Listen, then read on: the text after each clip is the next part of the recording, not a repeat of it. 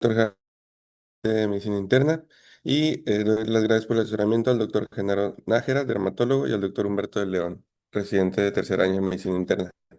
La sesión de hoy va a constar de ver el artículo de rituximab contra micofenolato de mofetilo en pacientes con pemfigo. Este fue un estudio publicado en New England Journal of Medicine, el cual fue publicado el 19 de mayo del 2021. Sus autores principales es la profesora en dermatología en el Hospital de la Universidad de Pensilvania, el Departamento de Asuntos Veteranos, y aquí están los nombres, que es la doctora Wert, y el doctor Joly, que es el profesor de dermatología, jefe del Departamento de Dermatología del Hospital del Centro de Francia, Rouen en Francia. El pemfigo vulgar es una enfermedad ampullosa como introducción que es autoinmune, que causa lesiones en la mucosa y o lesiones cutáneas dolorosas. Esta, pues como ya lo mencioné, puede afectar mucosas o lesiones cutáneas. En la afectación de mucosas son ampollas flácidas que causan erosiones y dolor. Esta generalmente precede la afectación y es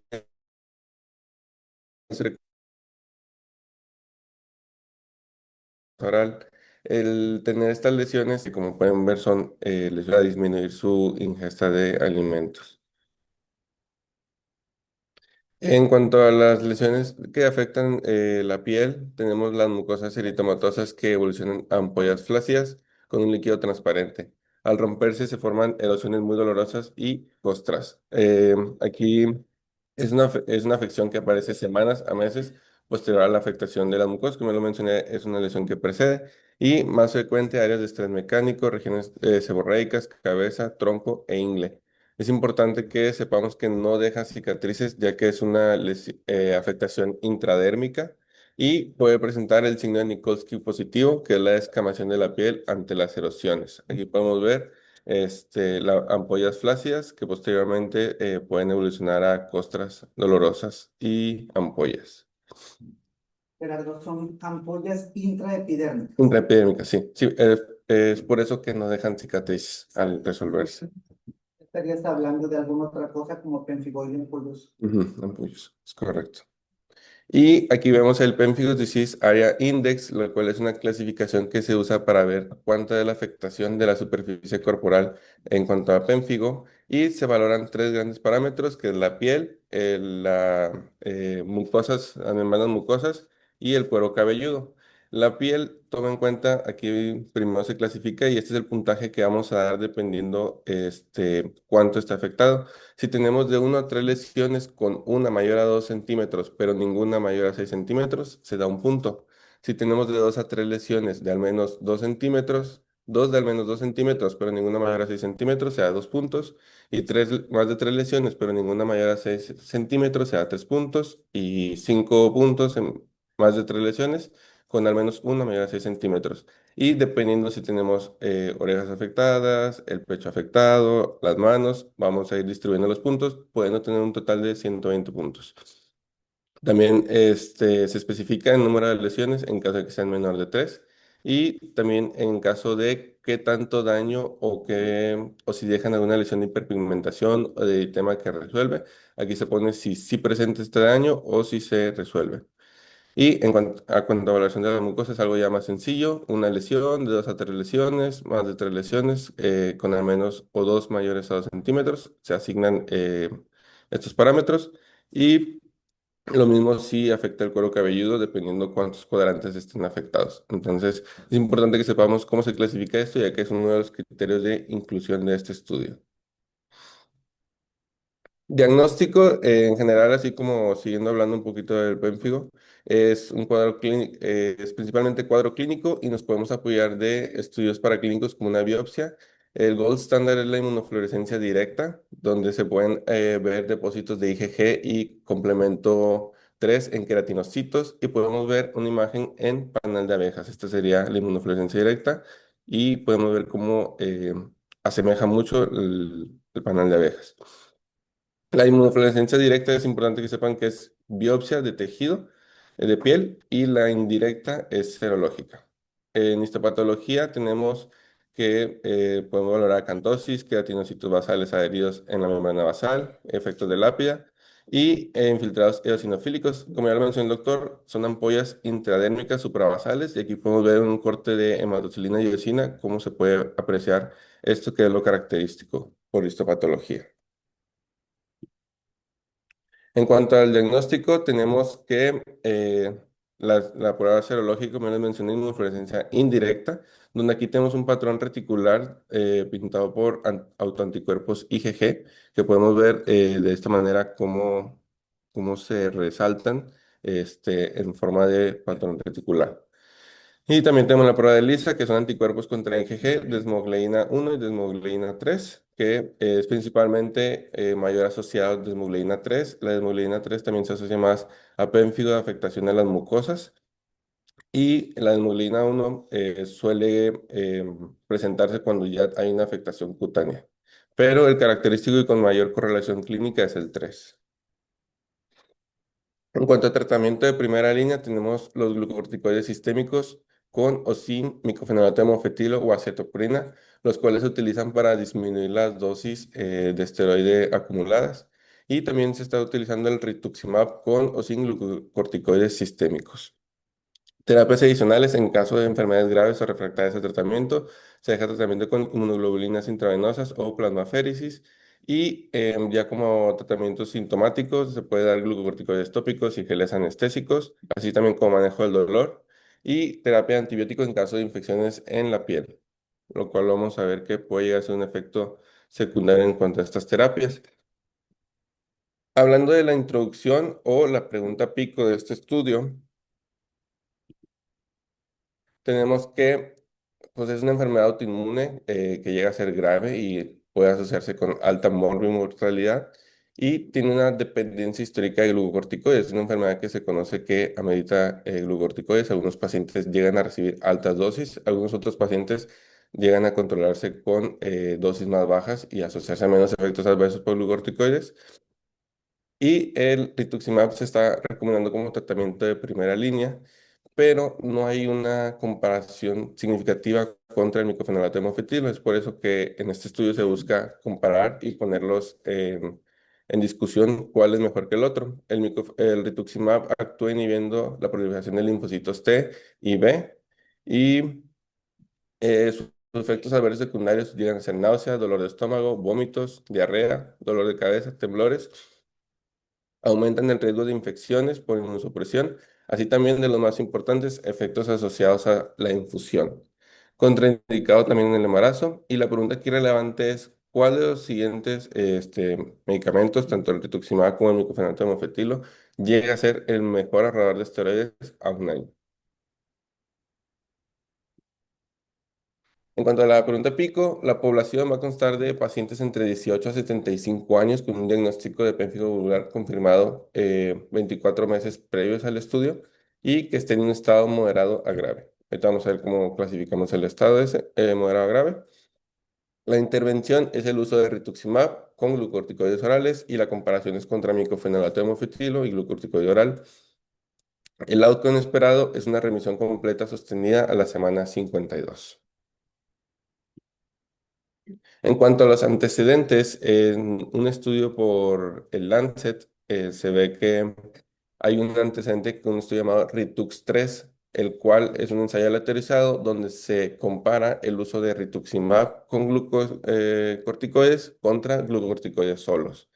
En este estudio, se pueden evaluar 90 pacientes con un diagnóstico reciente donde el outcome es una mayor exposición global a esteroides en el grupo control. El endpoint primario fue completa en 24 semanas. Sin embargo, en este estudio se permitió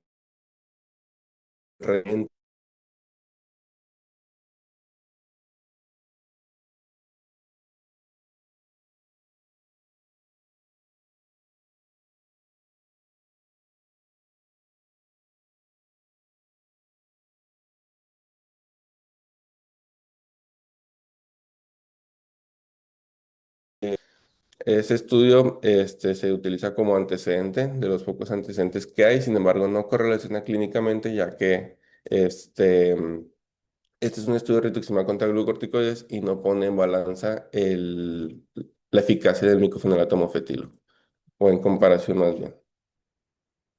En cuanto a la metodología de este estudio, tenemos que es un estudio ensayo de fase 3, está aleatorizado, es un doble ciego y también es doble simulación o double dummy. Esto quiere decir que si nos damos cuenta, micofenolato mofetilo es una terapia que se aplica vía oral y el rituximab son por infusiones intravenosas. Entonces, la doble simulación consta en que si un grupo está recibiendo un medicamento vía oral y el compartido es un intravenoso, va a recibir un placebo intravenoso en las mismas condiciones que se recibe condiciones y posología que se recibe el contrario.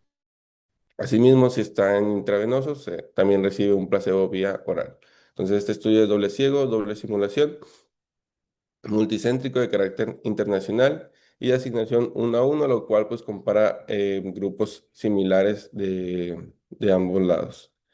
También fue aprobado por la Guía de Buenas Prácticas Clínicas por el Consejo Internacional de Armonización, por la Declaración de Helsinki. Y en cuanto al patrocinador de este estudio, este es uno de los sesgos que tiene ese estudio, ya que el patrocinador Hoffman Roche fue quien diseñó y patrocinó este estudio. Así también fue quien recopiló, analizó, interpretó los datos y participó en la redacción del manuscrito. Como quiera, participó un comité independiente de monitoreo de datos y seguridad para la vigilancia de los eventos adversos y los autores que participaron garantizaron la integridad y exactitud de los datos y apegó al protocolo. Por parte de los patrocinadores no impusieron ninguna restricción para su publicación, lo cual también disminuye el sesgo de que el patrocinador haya estado tan involucrado.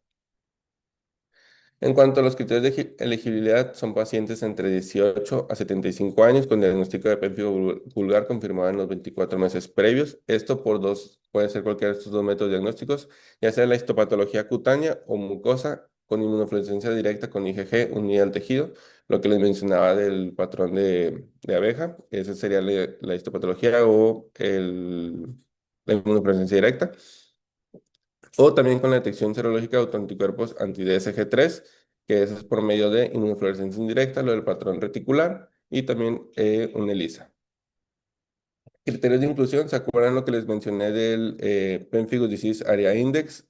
Aquí tenemos que los pacientes tienen que encontrarse en un puntaje mayor a 15. Para fines de este estudio se clasificó como enfermedad moderada, pacientes entre 15 a 45 puntos y pacientes con enfermedad severa mayor a 45 puntos. Otro de los criterios de elegibilidad tenían que ser pacientes con tratamiento previo con glucocorticoides sistémicos de 60 a 80 miligramos al día y que fueran pacientes que tuviesen una expectativa para el beneficio de la terapia inmunosupresora, así también como la firma del consentimiento informado. En cuanto a los criterios de exclusión, tenemos que es un pacientes que tengan diagnóstico de pénfigo foliáceo, pénfigo paraneoplásico u otra enfermedad pues, autoinmune que no correlacione por diagnóstico histopatológico con pénfigo vulgar. Puede haber pénfigo reactivos, puede haber pénfigo ampolloso, lo cual fue un criterio de exclusión. Aquí únicamente se analiza pénfigo vulgar. Y el tratamiento con micofenolato de mofetilo dentro de la semana previa a la aleatorización también no fue permitido, así también como un tratamiento previo con rituximab o cualquier terapia dirigida a las células B dentro de los 12 meses previos a su aleatorización.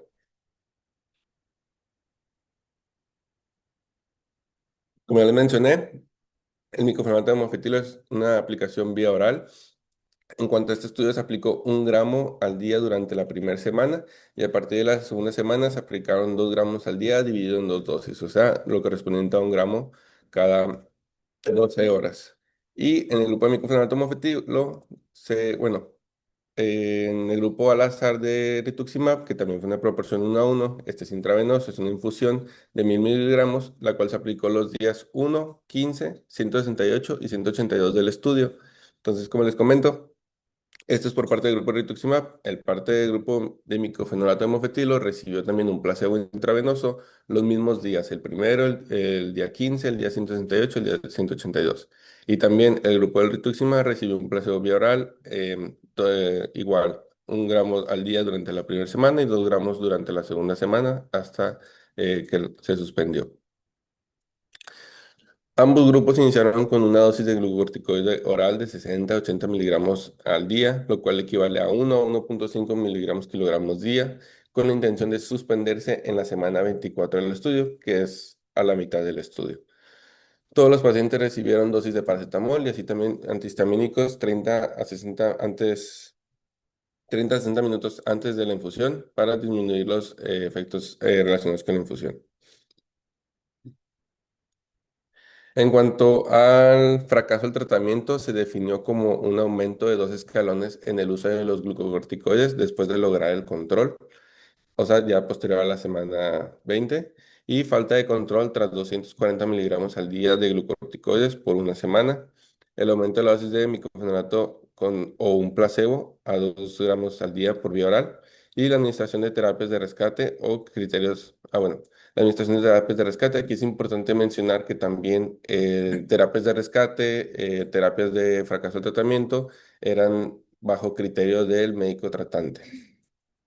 Y fallo durante la semana 2 a 52. En este tiempo se permitía realizarse o agregarse más bien tratamiento de inmunosupresión, inmunoglobulina intravenosa, también plasmaféresis y otro manejo igualmente de acuerdo al juicio del investigador, lo cual también representa un sesgo de variabilidad porque depende de que haya el juicio de cada investigador y no es algo que esté estadificado.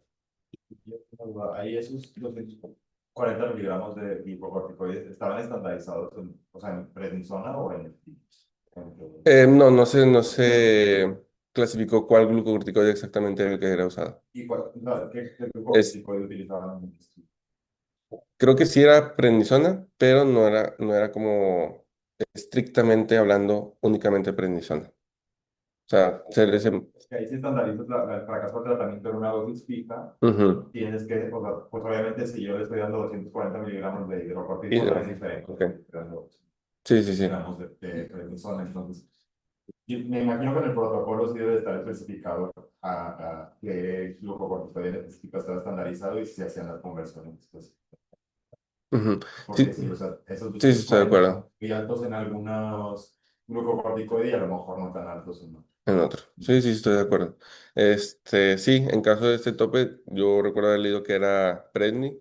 Sin embargo, no está como que sí en esa parte específica, a lo mejor en el protocolo sí, sí viene.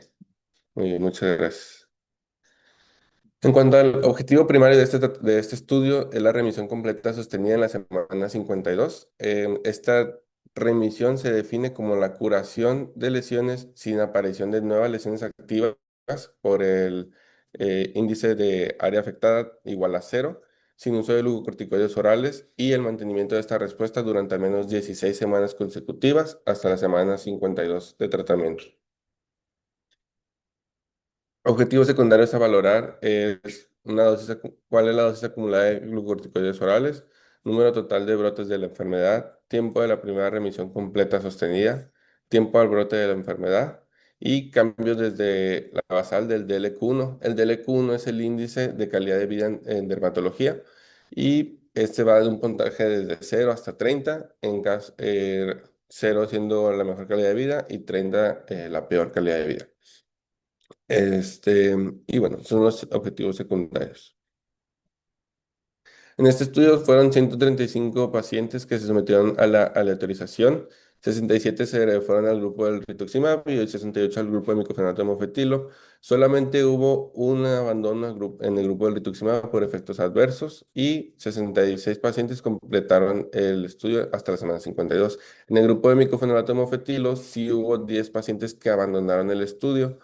3 pacientes por un efecto adverso. eh, un, un paciente se le perdió el seguimiento y ya no se pudo contactar. Un paciente no tuvo adherencia al tratamiento, por lo cual se tuvo que sacar del estudio. Y un paciente no, perdón, 5 pacientes decidieron abandonar el estudio. Esto completando el 85% de los pacientes por el grupo del micofenolato. Y aquí, ya viendo un poco de qué población tenemos, fue 53% mujeres. La mediana de edad fueron de 48 años. También el 73% pertenecientes a la raza blanca. Y con duración del pérfido ampulloso de media de 5 años, más o menos 7. Pero en 5 meses, más o menos 7 meses. Y el El total de pacientes con un diagnóstico nuevo fueron de 48 por el grupo de rituximab y 44 por el grupo de micofenolato. Aquí en cuanto al área de afectación dérmica, tenemos que un paciente en el grupo de rituximab era menor al 15%, menor a 15 puntos, en micofenolato mofetilo menor a 15 puntos un paciente. Pacientes predominantemente eran los que se encontraban en afectación moderada de 15 a 45 puntos, siendo 51 en el grupo de rituximab y 53 en el micofenolato de mofetilo. Y pacientes con enfermedad grave mayor a 45 puntos, 10 por parte de rituximab y 9 por parte de micofenolato. Em, Se clasificó una media de afectación, está en 24.9, lo cual quiere decir que por promedio la mayor cantidad de pacientes se encuentran dentro de una enfermedad moderada en este estudio. Y hay más afectación mucocutánea. Aquí podemos ver cómo afectación de la mucosa se incluyeron 22 pacientes, afectación mucocutánea 86 pacientes y afectación cutánea 16 pacientes. Y aquí vemos cómo también se valora el anti-DSG1 y el anti-DSG2, siendo más predominante el anti-DSG3, que es el más predominante, y hubo 122 pacientes los cuales lo tuvieron positivo y se correlaciona con que es el de mayor expresión. En cuanto al análisis estadístico, se utilizó Cochrane, Mantel, Hansel. Esta herramienta sirve para comparar dos grupos y poder eliminar variables estadísticas. Por ejemplo, aquí se compara el grupo de micofenolato contra el grupo de rituximab y se analizan las variables de duración del pemfigo, pacientes mayores a un año, menor a un año, y también variaciones geográficas de pacientes de Norteamérica y pacientes del resto del mundo para poder homogenizar mejor los datos.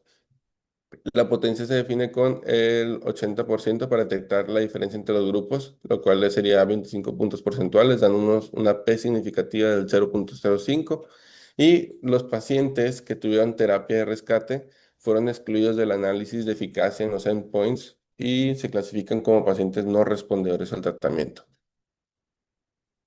Análisis objetivos de secundarios. Esto fue una prueba en secuencia fija con nivel de significancia bilateral del 5% para controlar el error de tipo 1. El error de tipo 1 es dar como algo positivo cuando en realidad no lo es.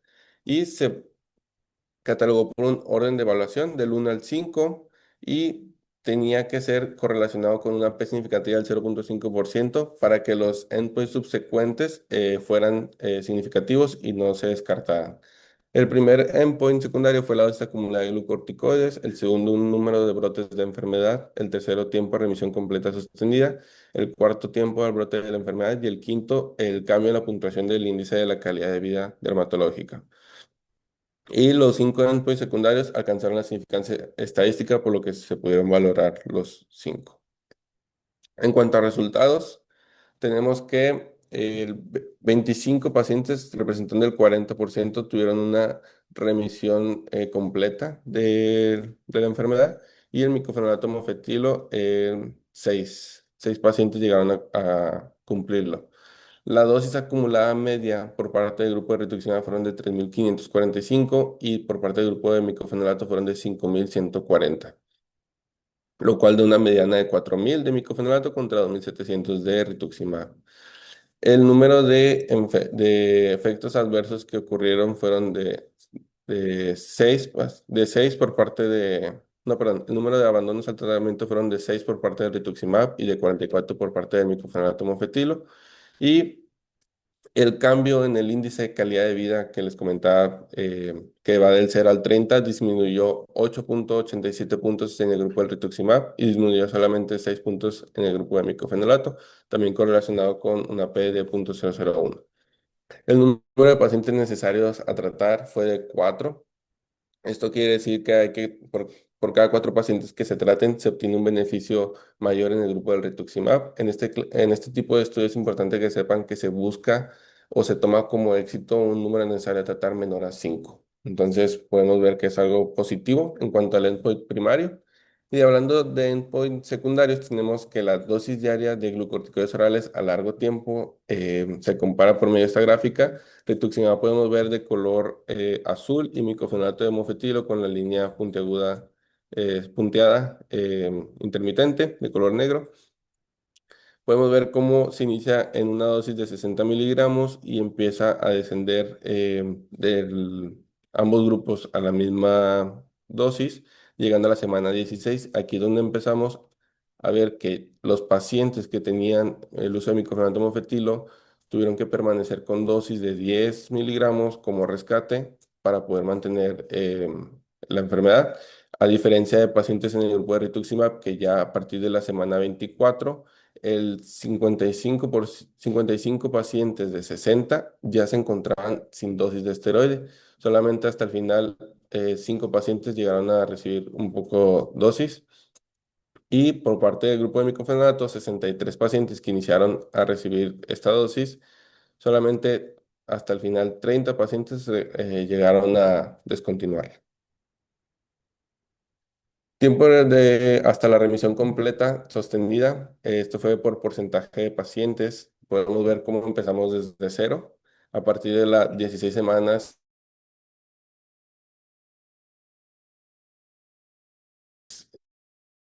llegamos la remisión. Este esteroide, recordemos que la otra gráfica de este esteroide ya iba por aquí. Y vemos cómo el forma continua, llegando a una meseta del 30% para la semana 24, que es la mitad del estudio. Y para este punto, el 10% de los pacientes de micofenolato apenas iban en una remisión completa. Llegando a un total que para la semana 52, 25 pacientes, lo cual representaba como un 40% de los pacientes, llegaron a la remisión completa sostenida por 16 semanas, como lo mencionaba el endpoint primario de este estudio. Y por parte del micofenolato monofetilo, sí tuvimos una meseta de remisión, sin embargo, esta meseta se encontró entre el 15%, nada más 6 pacientes de los 60.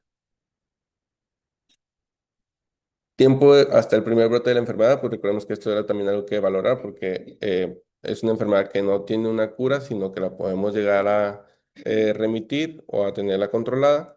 Y el tiempo para tener un brote de la enfermedad en pacientes donde ya a la semana 16 se está suspendiendo el esteroide, vemos como en el grupo de micofenolato monofetilo tenemos recaídas de pacientes con brotes de enfermedad y esto va aumentando progresivamente, siendo que al principio teníamos 0 pacientes en recaída, a partir de la semana 16 que se suspendió el esteroide teníamos 8 pacientes y fueron aumentando hasta la 26 pacientes en la semana 52. En el grupo de el rituximab tuvimos una meseta donde solamente fueron disminuyendo a partir de la semana 16 2 pacientes y hasta el final 5 pacientes. Solamente 3 pacientes tuvieron una recaída de brote de enfermedad ya sin esteroide.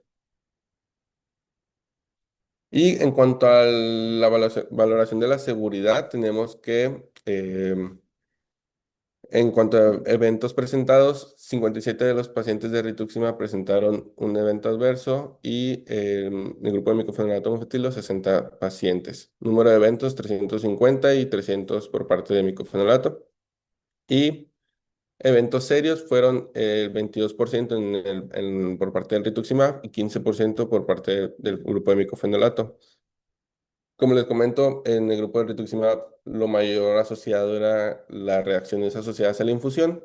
Aquí en este caso fueron 22 reacciones comparadas contra 7 en el grupo de micofenolato.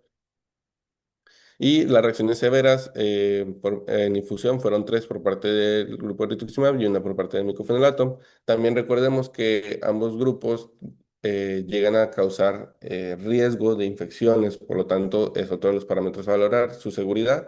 Hubo más infecciones por parte del grupo de micofenolato monofetilo, siendo 88 infecciones y 74 en el grupo de rituximab. Y infecciones severas fueron más severas las del rituximab, 8 infecciones y 6 por parte de micofenolato.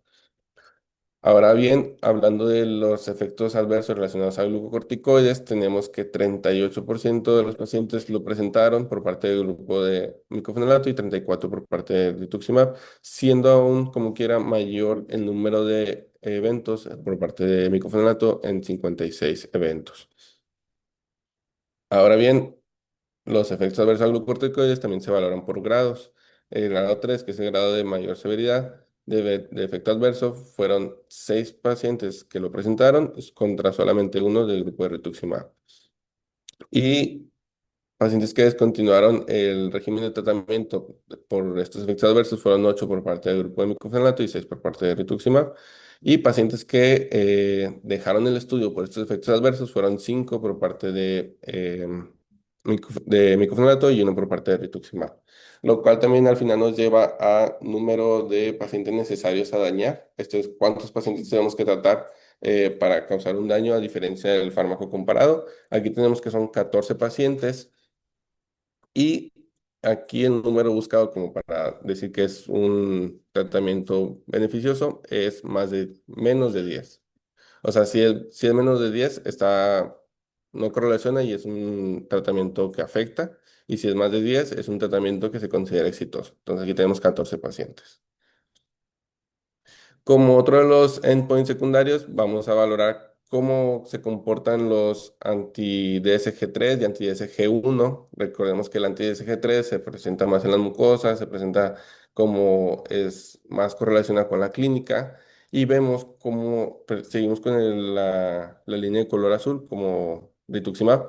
Vemos cómo la línea de rituximab de iniciar en 150 para la semana 8 ya tenemos que bajó a 50 unidades por mililitro y para el final del estudio ya encontramos en rangos mínimos. Sin embargo, aquí correlaciona que al inicio el uso de esteroides y el uso de micofenato mofetilo combinados disminuye el anti-SG3 en pacientes con micofenato mofetilo. Sin embargo, llega a tener una progresión progresiva conforme pasan los días y aquí es donde valoramos que no correlaciona que correlaciona con que clínicamente y con mejoría en la satisfacción y calidad de vida en pacientes que reciben rituximab, sí se demuestra con que anti-SG3 baja y anti-SG3 sigue elevada en pacientes con micofenómeno fetilo.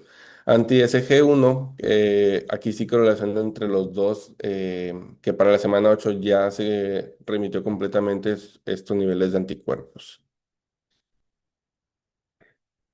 Y hablando de la discusión del estudio, pues tenemos que rituximab fue superior al micofenolato de mofetilo para lograr una remisión sostenida.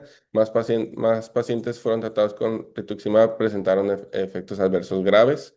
Sin embargo, más pacientes del grupo de rituximab que del grupo de micofenolato de mofetilo lograron suspender los glucocorticoides y hubo más efectos adversos relacionados con glucocorticoides de grado 3 o mayor en el grupo de micofenolato mofetilo. El fallo de tratamiento entre las semanas 2 y 52 ocurrió 5% en el grupo de rituximab contra 46% en el grupo de micofenolato. Y los hallazgos exploratorios tenemos que el anticuerpo antidesmoglobina DSG3 es un hallazgo patológico en el pérfido vulgar y se correlaciona con la actividad de la enfermedad. Ya se ha demostrado que en terapias con micofenolato hemofetilo se ha disminuido este anti-DSG3. Sin embargo, en este estudio se ve que hay una mayor reducción por parte del grupo de rituximab. Anti-SG1 ya mencioné, fueron ambos una disminución idéntica. Y en el grupo y también se generan anticuerpos antirrituximab en el 32% de los pacientes. Estos anticuerpos antirrituximab nos pueden hablar que este 32% de los pacientes van a llegar a generar una mayor resistencia a la terapia con rituximab. Sin embargo, no pueden extraerse conclusiones definitivas a partir de estos datos, debido a que esto fue de carácter exploratorio. En comparativa con el estudio que les mencionaba de análisis previo como antecedente, tenemos el ensayo Ritux 3 y viéndonos a comparar, pues les mencionaba, es un estudio que compara rituximab contra micofenolato mofetilo y el otro rituximab y glucocorticoides contra un grupo de glucocorticoides. Ambos grupos pueden demostrar que hay una disminución en el uso de rituximab y que logran disminuir el uso de glucocorticoides y se asocian a mejor calidad de vida, menos efectos adversos, menos reacciones de clase 3 por el uso de glucocorticoides y mayor apego al tratamiento, así también como menor tasa de abandono a los estudios. Sin embargo, al no ser estudios que fueran diseñados con el mismo diseño de estudio y que estén comparando los mismos parámetros, pues no pueden compararse directamente, pero sí podemos llegar a este tipo de conclusiones en el que nos damos cuenta que rituximab es una terapia que ha logrado disminuir el uso de los glucocorticoides, los efectos adversos de los glucocorticoides y ya.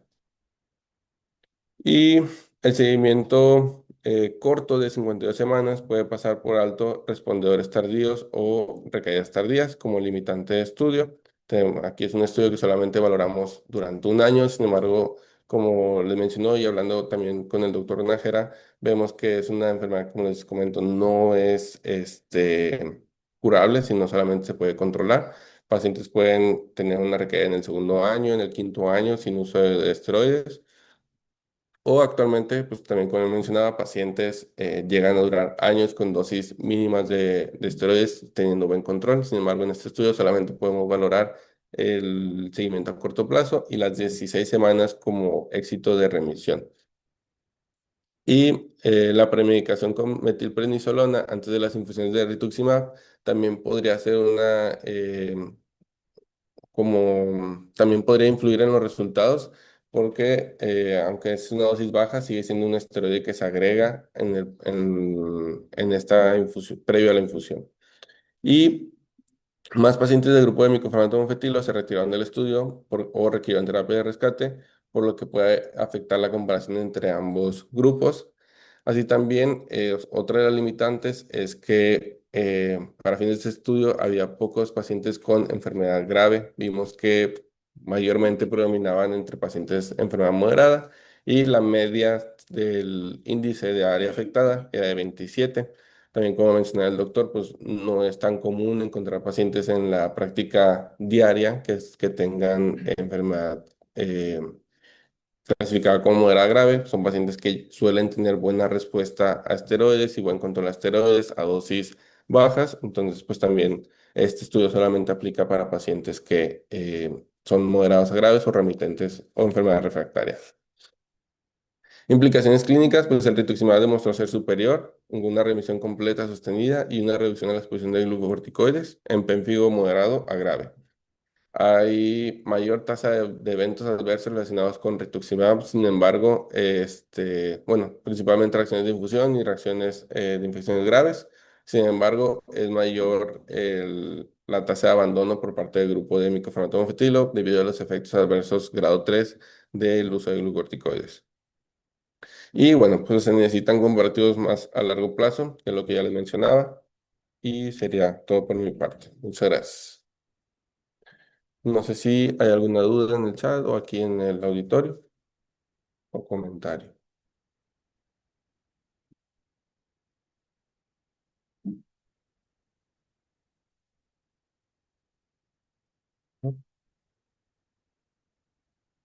Bueno, muy bien. Muchas gracias a todos por su atención y que tengan buen día.